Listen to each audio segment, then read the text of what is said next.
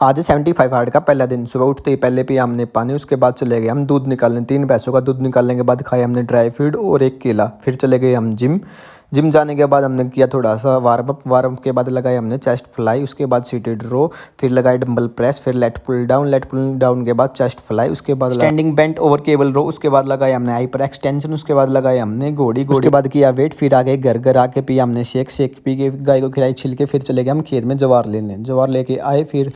फिर काटी हमने जवार काटने के बाद भैंसों को नहलाया, फिर हम खुद भी नहा लिए उनके साथ। फिर किया हमने थोड़ा सा अंग प्रदर्शन के बाद खाया हमने खाने के बाद हम सो गए।